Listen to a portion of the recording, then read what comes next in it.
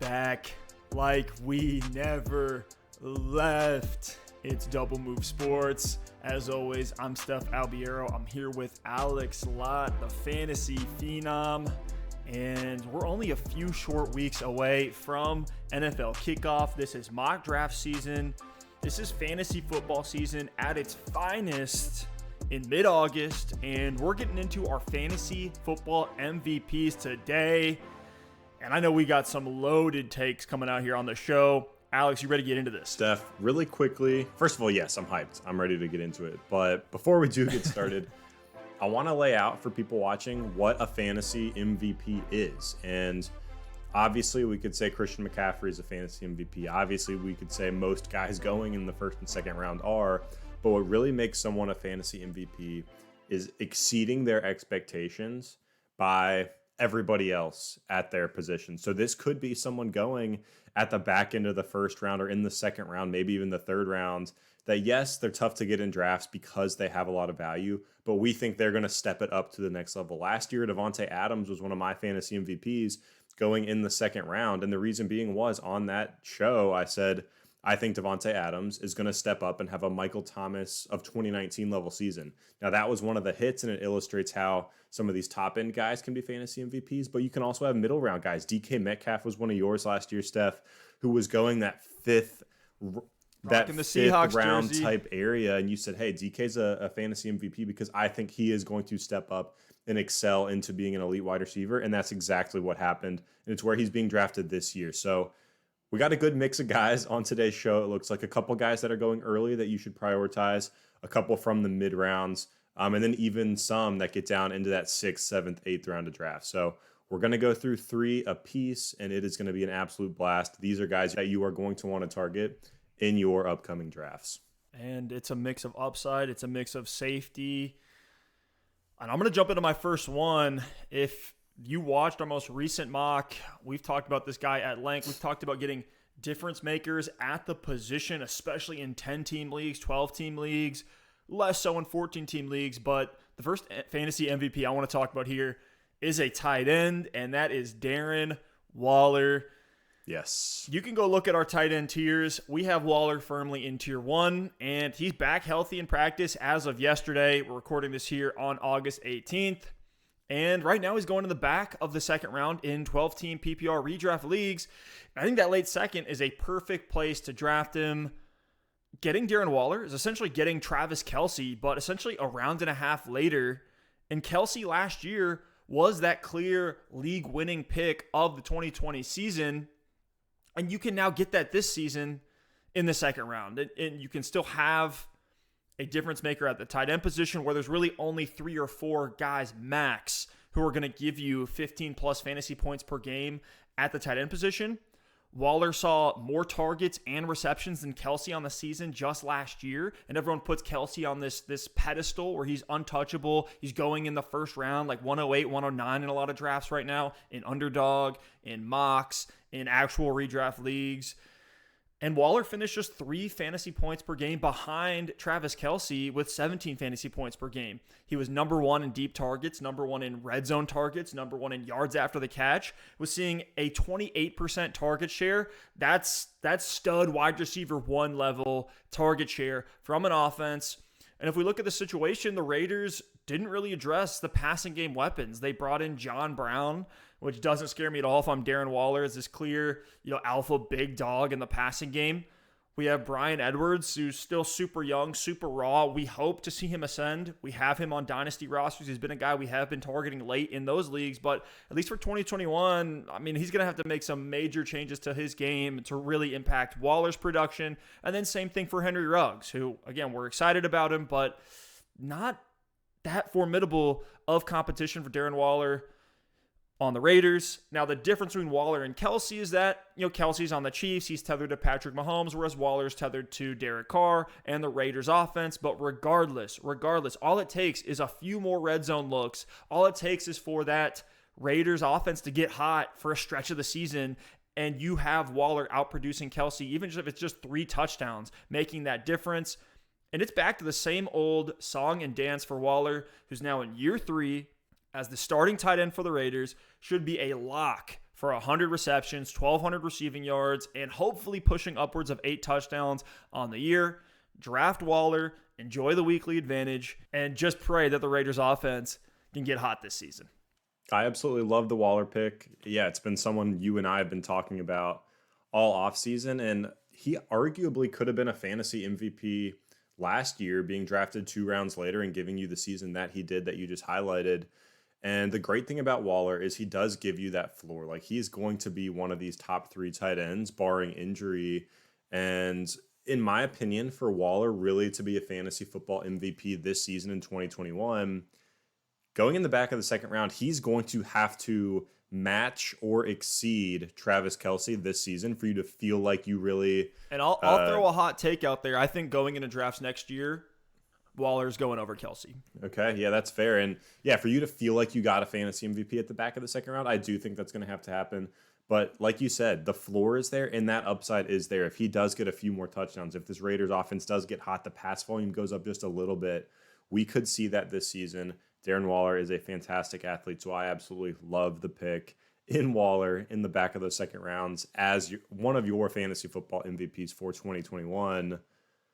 But Steph, I'm going to get into my first fantasy MVP, and this shouldn't be a surprise if you've been watching, following along with Double Move Sports for a while. Mine's Joe Mixon.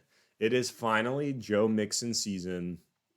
And one thing that I know he's going in the middle to late second round, similar to, the ADP of Darren Waller.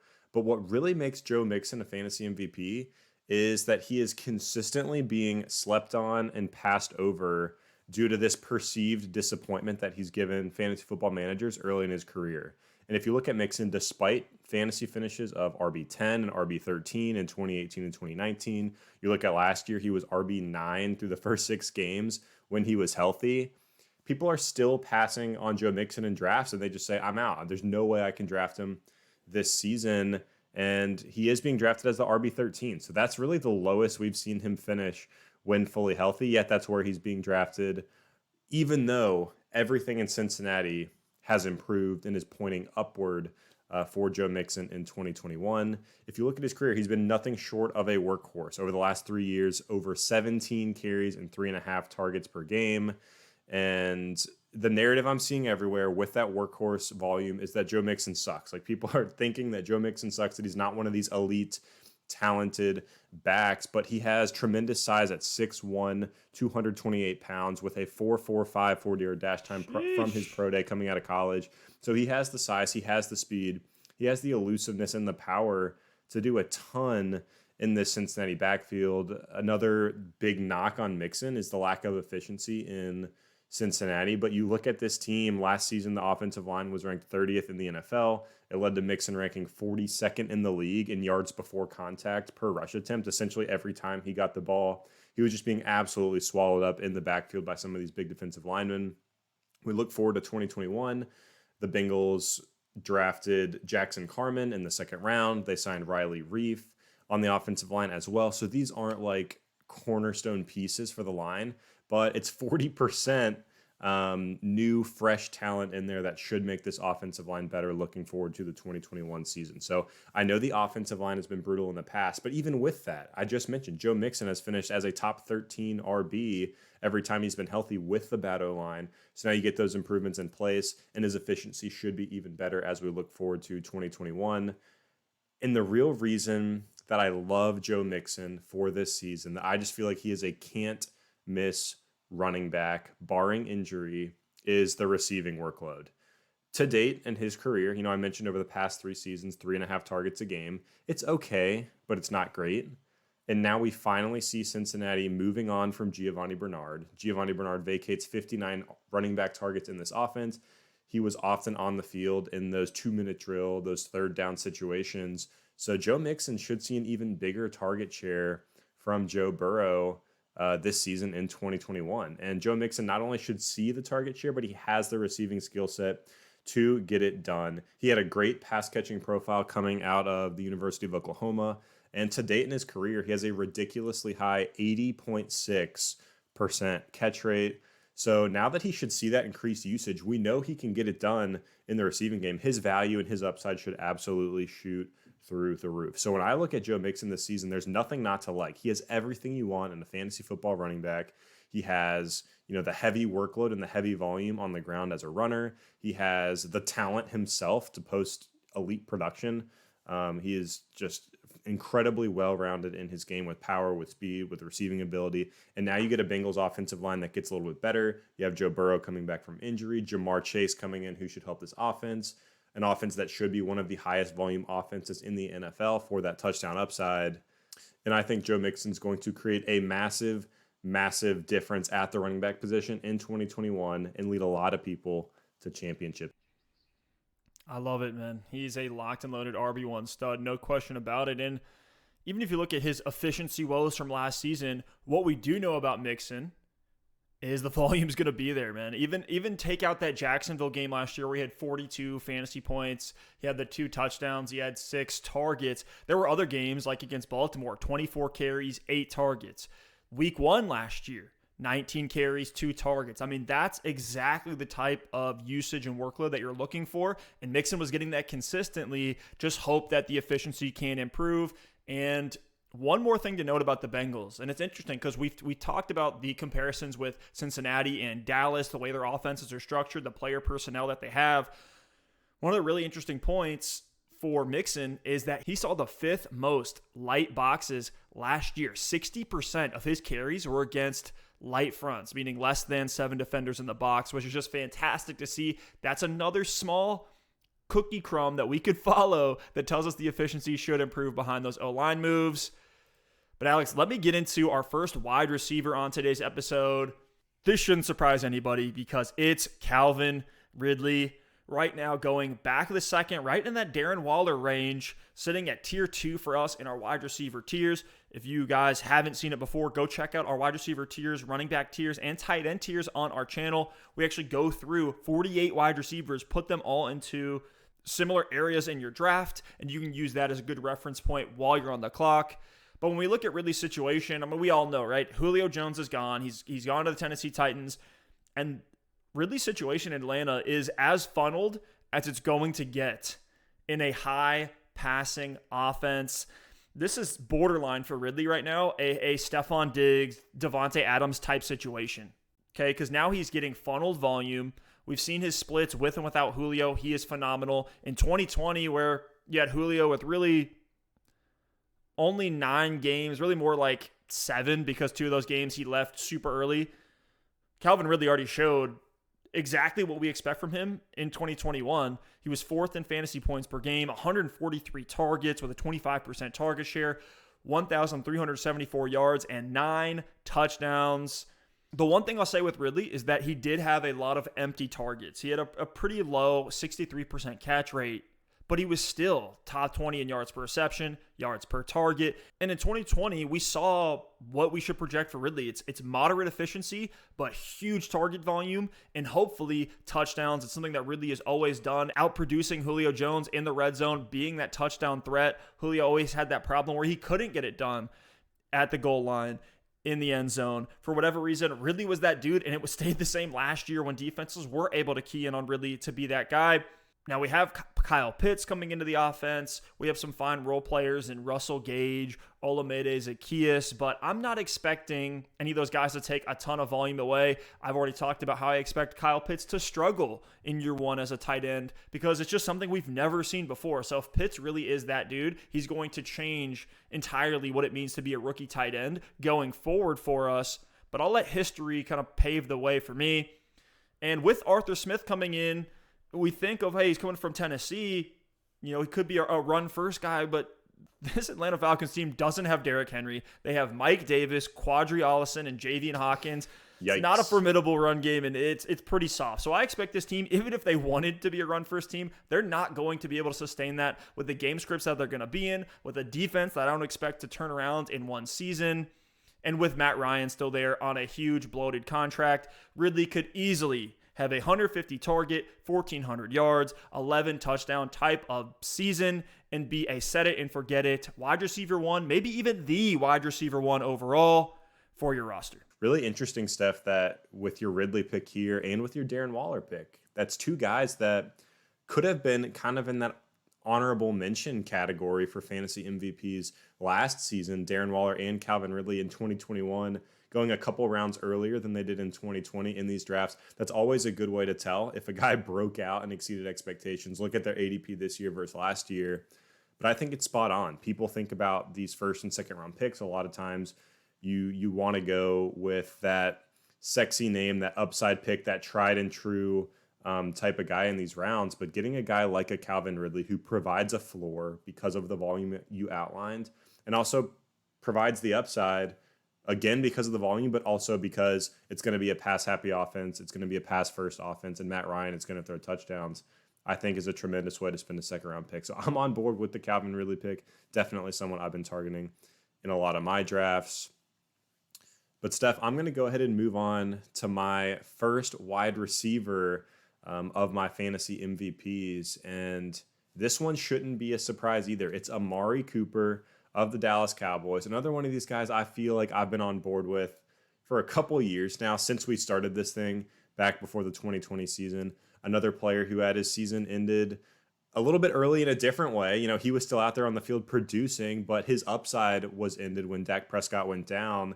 And because of that, he's being drafted as the wide receiver 17 right now per Fantasy Pros ADP. That is the middle of round 4. And that's my big question.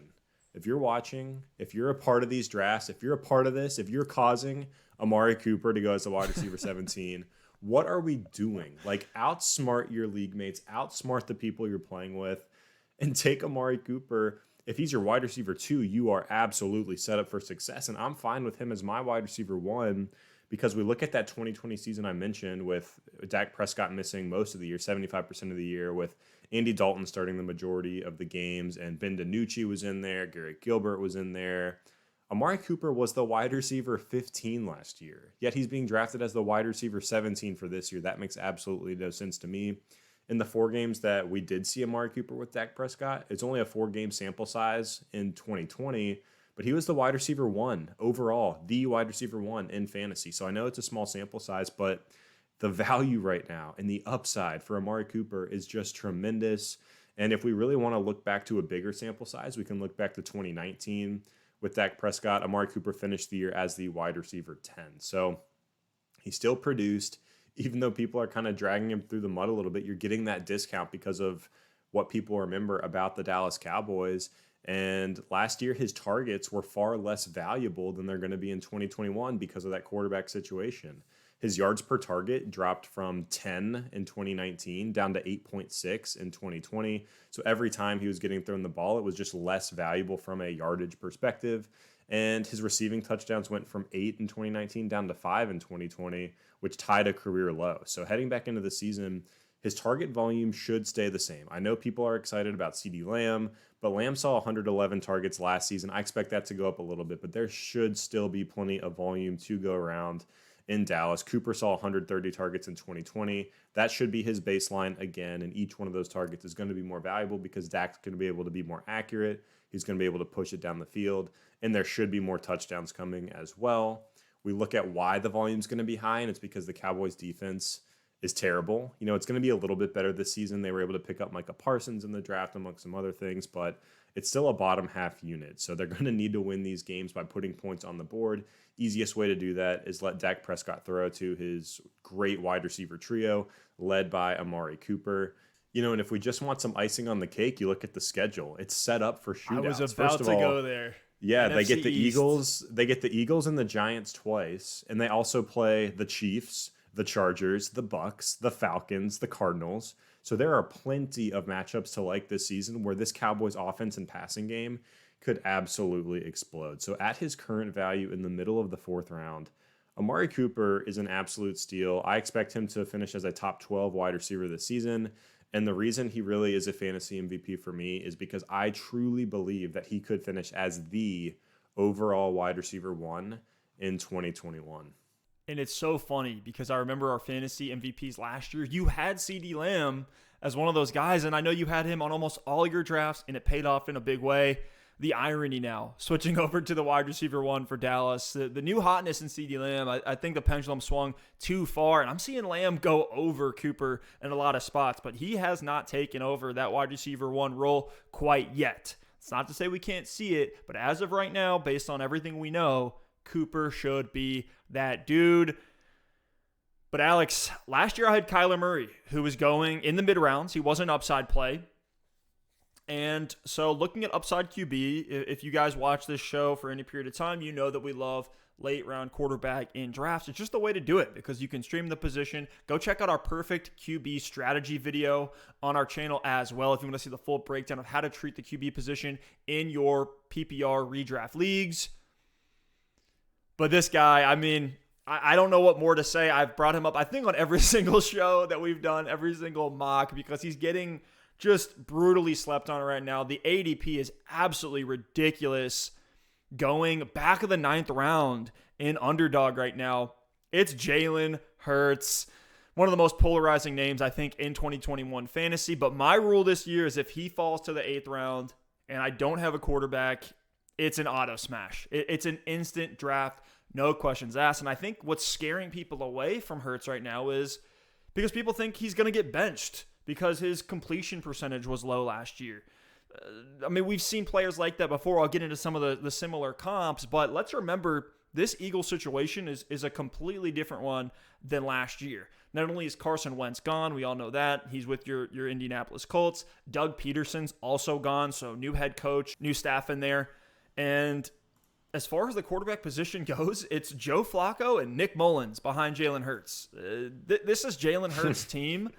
Unless the wheels absolutely fall off, and even if that happens, I will gladly ride the wave with Hurts because as long as he's on the field, he has the upside to make him a league-winning pick in all formats in 2021. And I'm even talking dynasty here because with Hurts, we know he's an electric rusher. We know he's a freak athlete. He's 6'1", 222. That's running back size. He runs a 4.59 40, was exceptional for the quarterback position at the combine. And he did it in college. I mean, at 18 years old, as a freshman at Alabama, he had 954 rushing yards, had 855 his sophomore year, and then his senior season at Oklahoma had the monster 1,300 rushing yard season. It's crazy. And one of the fun things with Hurts is we know he has a big arm. He was one of the most efficient passers. His senior season was second in the country in air yards per attempt, right behind Joe Burrow. And he was ahead of Trey Lance and Justin Fields those years, and everyone's hyped about them this year. So Hurts is exactly the type of prospect we should be looking to take as a high upside gamble in redraft leagues that can be that difference maker. And look at Kyler Murray, who we talked about last year as an MVP. Kyler Murray doesn't even throw the deep ball that often. He's just on a quick pace of play offense. And Murray was still 4th in fantasy points per game. He typically runs the ball 100 times a season at a super efficient 6.2 yards per carry. But another guy to comp to Jalen Hurts would be Josh Allen, who was 3rd in fantasy points per game last year. We know Allen has that monster downfield arm. He ran the ball about 100 times, and a lot of those were touchdowns. He may not necessarily have been the most efficient rusher, but he is putting up fantasy points there. And Murray and Allen were number 1 and number 2 in total fantasy points scored across all positions. And this isn't the first time we've seen it happen. We've seen guys like Deshaun Watson, Lamar Jackson, even Patrick Mahomes, Justin Herbert last year, who can be mobile at times, can move around in the pocket, and has that monster arm. And the thing that people get hung up on with Hurts is that completion percentage, right? Is his accuracy in the passing game. And last year it was bad. But things should be a lot better this year, at least on paper. We have the Eagles O-line coming back healthy. Miles Sanders is going to be coming back healthy, who we saw Hurts rely on heavily in a lot of his games. You can go see that clip on our channel breaking down Miles Sanders. We have Dallas Goedert, who's firmly going to be in that tight end 1 role. He's still, I believe, ascending as a player. Zach Ertz can be a fine role player tight end. They bring in Devonta Smith, a top 10 overall draft pick. Jalen Reagor last year, I still believe in him a little bit. He was an exciting downfield threat in college. He could be a fine number 2. He's coming in healthy now with a full offseason. Same thing for Jalen Hurts, where they had the weird COVID preseason last year. You also get some fine rotational players in Travis Fulgham, Greg Ward. But even with worse weapons, right? Like without Devonta Smith, with a banged up Jalen Reagor, with no Dallas Goedert, Hurts was putting up 24 fantasy points per game for the 3 weeks where he was the full-time starter. He had his debut late in the game against Green Bay, where it was really just a losing game script. Eagles had no chance to win. They're like, sure, let's just see what we have in the rookie. And we all know about Doug Peterson being a coward and pulling Jalen Hurts in Week 17 for Nate Sudfeld. So while it's a limited sample size, I do want to make a comp to another rookie quarterback, and it's Josh Allen. I mean, we look at what Josh Allen did as a rookie. A lot of people were out on him because of that low completion percentage. Josh Allen, though, finished the year on a tear in 2018, won people fantasy championships, was the QB1 from weeks 12 to 17 coming back from injury. Allen in that stretch didn't throw more than 230 yards in a game. He had a disgusting 52% completion rate, had 6 rushing touchdowns, though, in 6 games. Jalen Hurts last year was running efficiently at 6.1 yards per carry on 12.7 carries per game on the ground, had 3 rushing touchdowns in his 5 starts, with 2 of those being, he didn't play the whole game. He threw the ball just as deep as Josh Allen at 8.1 yards per attempt.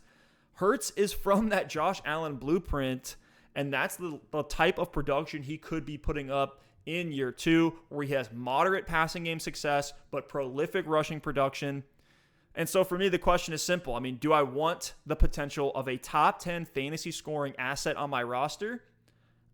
Even in a best case scenario, you're not getting that from Antonio Brown or Curtis Samuel or, Damian Harris or Leonard Fournette, Michael Carter, all these mid-round upside names. Why not go for a player who's in a position that's way more secure in quarterback where, look, if we know they play, they're going to get volume. It's not like you can get in these, bad game scripts. Even guys like Calvin Ridley and Amari Cooper that we're talking about are inevitably going to have games where they see like 4 targets. And it's just the matter of what it is. Nothing else you could have done there. You played the matchups. You plugged them in. With the quarterback, they're putting their hands on the ball every single snap. I know that was a loaded take, but I've had a lot of questions on Hurts. And keep them coming, because I'm going to start directing people to this video all in on Jalen Hurts this year. He fits that profile of a true league winner at the quarterback spot in fantasy. Steph, I got to give you credit. I mean, I respect the fact that you're taking all your chips and you're pushing them to the middle of the table on Jalen Hurts. And you've been doing it all offseason, but this is really that final, all-in moment for Hurts. And I'm definitely not as in on Hurts as you are. I've taken him in a couple places if I get him at value or he falls around or things like that. So I certainly think he should be fine this season. I think he'll have his moments. I think he'll have his games. But, man, like that's a fire take. I certainly think it is in the range of outcomes. I'm not necessarily betting on it the same way you are. But come into the season, we're going to see. And if you were right, then you just picked up one of those guys that could be a league winner at the quarterback spot. You mentioned all the comps. Last year it was Kyler Murray. The year before that it was Lamar Jackson. If you find that next upside rushing quarterback that breaks out in the middle to late rounds of your draft, like you're going to be in a great spot to make a push in your league. And the thing is, if you're wrong, to your point, like if you take an 8th or a 9th round pick and you draft a quarterback and you get to stream him certain weeks and he has some upside, like you're going to be okay.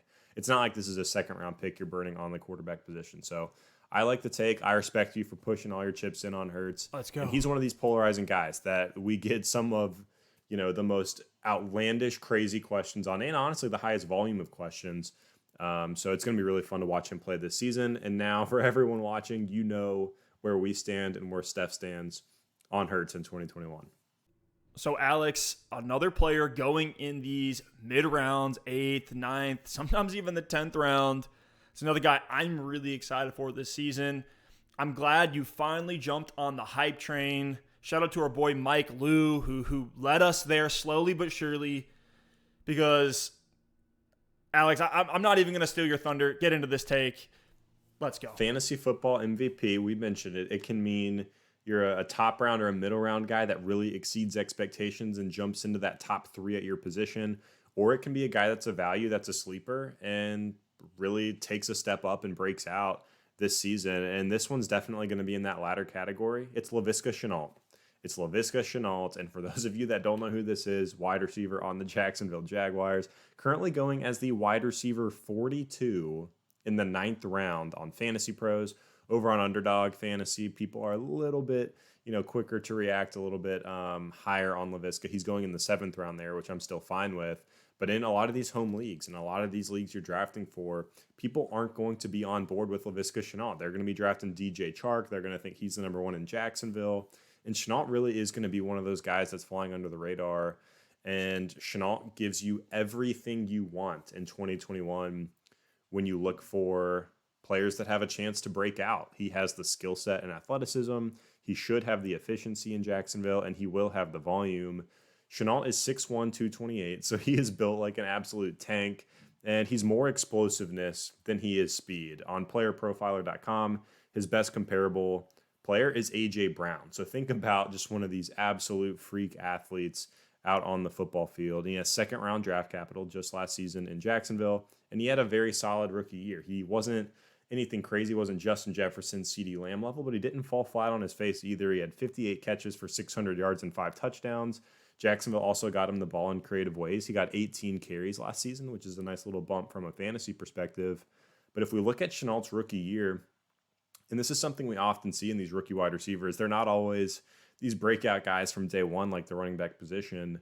We see them come on as the season progresses. We usually see them break out in the second half of the year. And if we look at Shenault, over the last 5 weeks of the season, he was actually the wide receiver 16 in PPR formats, averaging over 15 PPR fantasy points per game. So he showed us a pretty good stretch in his rookie season on a bad Jacksonville team that he can get it done at the wide receiver spot. So heading into year 2, he is absolutely ready to take a step forward. Jacksonville passes the ball way more than people realize. If you look at the 2020 season with Gardner Minshew, Jake Luton, and Mike Glennon, they were 7th in the NFL in pass attempts. It was because the defense is terrible, and the defense arguably could be worse in 2021. Ooh. So this team is going to trail. They're going to be behind in all of these games. They could be top 5 in pass attempts this season. So now you also bring in Trevor Lawrence at quarterback, one of these, generational prospects, as they say, to take over, one of the best quarterback prospects we have seen in years. And regardless of what you think of T-Law, we know he's going to be an upgrade from the guys they had last season. Because last season, with that 7th overall pass volume, they were 28th in completion percentage, 27th in yards per attempt, and 21st in pass touchdowns. So even though the volume was high, a lot of the output was low. And with Trevor Lawrence, it's going to be an improvement. And it could be a massive improvement for this Jaguars football team. So I know they brought in Marvin Jones as well in this offense. If we're talking about things that are changing for Jacksonville, they brought in Marvin Jones. They brought in Travis Etienne in the first round of the draft at the running back spot. But believe it or not, and I had to fact check this a couple times because it surprised me, Keelan Cole and Chris Conley alone, just those two guys, vacate 151 targets from this Jacksonville Jaguars football team. So Marvin Jones is going to get some volume. He'll have the touchdown upside, sure. DJ Chark is still going to be involved. But Shenault entering year 2, in my opinion, is the most talented wide receiver on this football team. I think he's going to be the biggest beneficiary of the vacated targets left behind from Keelan Cole and Chris Conley. And I think he's not only going to walk into that target volume, but he's going to command that target volume. He's going to earn it because he finds ways to get open. Jacksonville gets him the ball around the line of scrimmage, and he's just going to be one of those guys that's T-Law's best friend as a rookie quarterback, coming in and having that guy he can throw too short across the middle and watch Shenault take it for 20, 25, 30 yards to the house. So if I look at this Jacksonville Jaguars offense, you get a top pass volume team. They have no tight end of consequence. You get a huge upgrade at quarterback.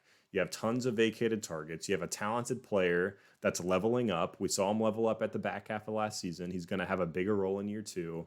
The stars are all kind of aligning together for a massive breakout season for Laviska Shenault, and I am all in. I think he will lead this team in targets. I will take him over DJ Chark all day long, and it would not surprise me one bit, and the reason I have him as a fantasy MVP is because I think he could finish in the top 12 wide receivers in 2021. Ooh, bringing the spice on Laviska. Alex, I love it. I love it, man. He has everything he needs to be able to go out and be a stud. We're already hearing positive camp reports. Don't want to overreact to those, but things are trending in the right direction for Shenault. And that stretched to end last year. I mean, we saw that even when we talk about T. Higgins and C.D. Lamb. A lot of people just don't think about Laviska Shenault because the season was pretty much over for most folks in fantasy. The regular season was dying down, and that's when Shenault started to impress and get onboarded into the offense. But Alex, I think that's it for our MVPs. We appreciate y'all listening and watching. If you want to continue the conversation with us, get feedback on trades, draft picks, whatever it might be, hit that Discord channel in the description down below. And on YouTube, a like and a sub always appreciated. Keeps the show moving forward. And we'll see y'all next time. Peace.